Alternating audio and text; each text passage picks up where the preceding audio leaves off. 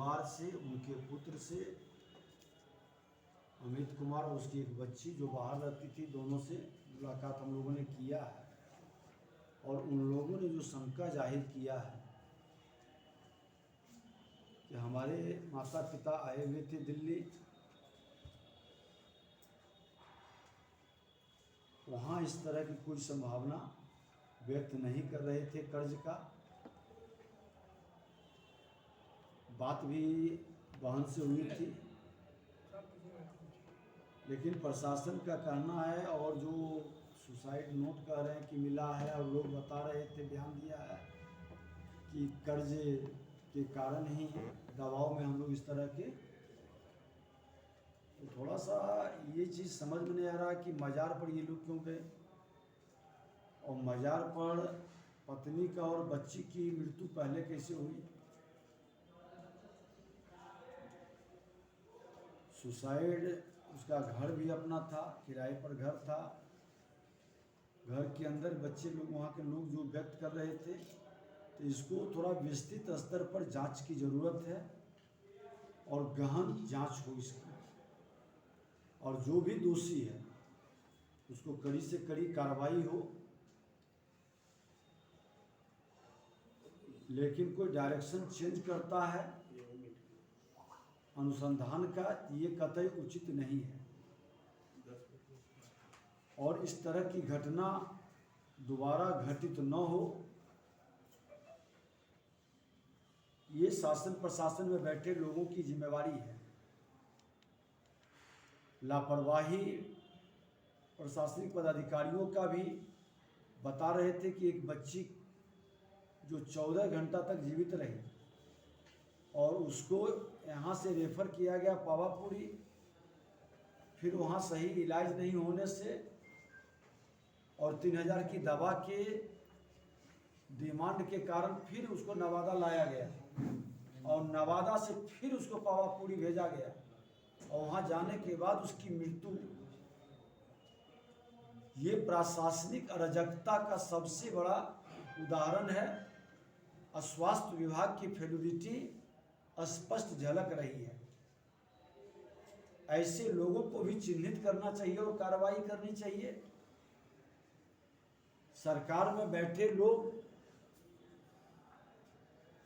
सिर्फ खाना पूर्ति करना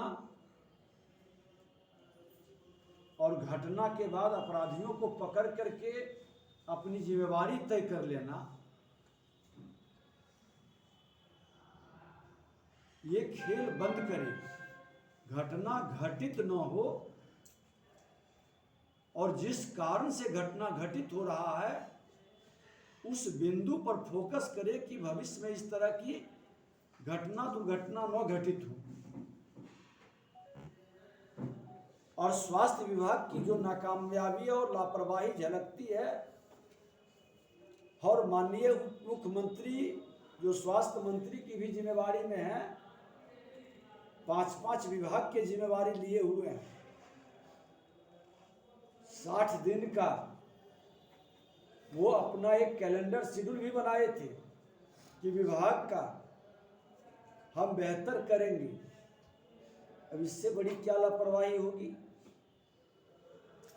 कि स्वास्थ्य विभाग के नवादा हॉस्पिटल से पावापुरी भेजे और पावापुरी से फिर नवादा भेज दे और फिर से यहाँ से वहाँ भेजे और उसकी मृत्यु हो जाए।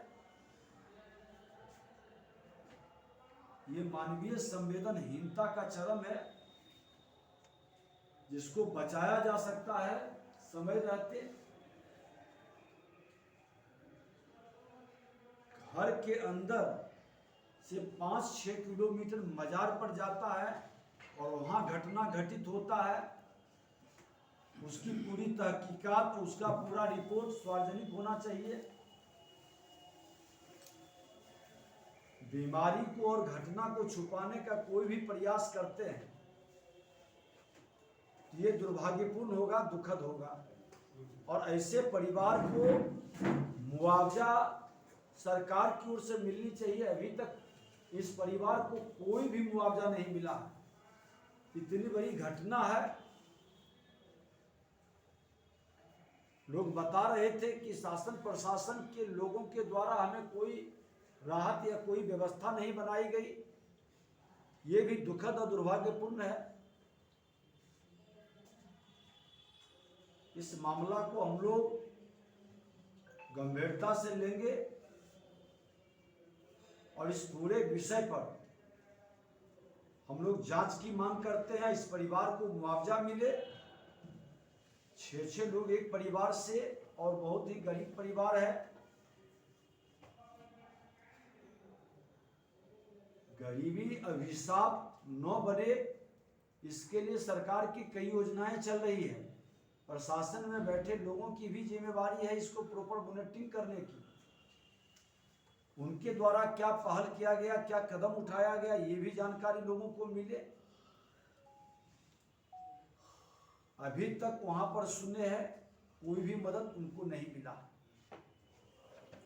उच्च स्तरीय जांच के सवाल पे सर, हमने तो कहा है कि इसके उच्च स्तरीय जांच हो और हर एंगल पर जांच हो।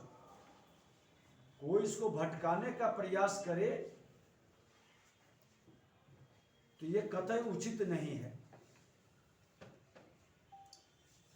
सीबीआई जांच की बात, मामला की गंभीरता और संवेदनशीलता को देखते हुए उसके परिवार के लोगों ने भी मांग किया है।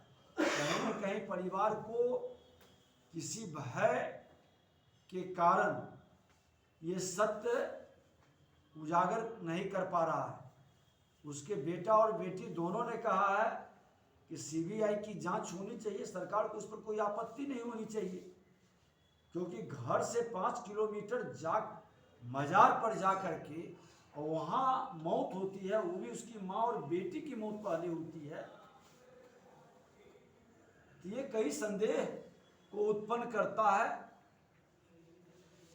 और अगर जो ये मामला है तो पूरी पारदर्शिता से उजागर करनी चाहिए। पीड़ित परिवार को कोई भरोसा नहीं है प्रशासन और सरकार पर। सर कह रहा है कि जो बच्ची बच सकती थी वो भी डेथ हो गई। निश्चित तो तौर विपक्ष के पर नाते आप क्या कीजिएगा? प्रशासन की पूरी लापरवाही है, वैसे पदाधिकारियों पर कार्रवाई हो और जो इसके लिए जिम्मेवार है उस पर प्रशासन त्वरित एक्शन ले, क्योंकि स्वास्थ्य विभाग की नाकामयाबी साफ झलक रही है। और उप मुख्यमंत्री जो अपने को सुपर सीएम कहते हैं कि स्वास्थ्य विभाग का 60 दिन का शेड्यूल हम बनाए हैं, पूरे फिट कर दिए हैं, ये उनका सबसे बड़ा उदाहरण है। अगर जो वो एक्शन नहीं लेते हैं तो इनके करनी कथनी में कहीं समरूपता नहीं है और ये लोग सिर्फ सत्ता सुख के लिए कुर्सी पर बैठे हैं, कोई नई जिम्मेवारी निर्वहन करने की क्षमता नहीं है।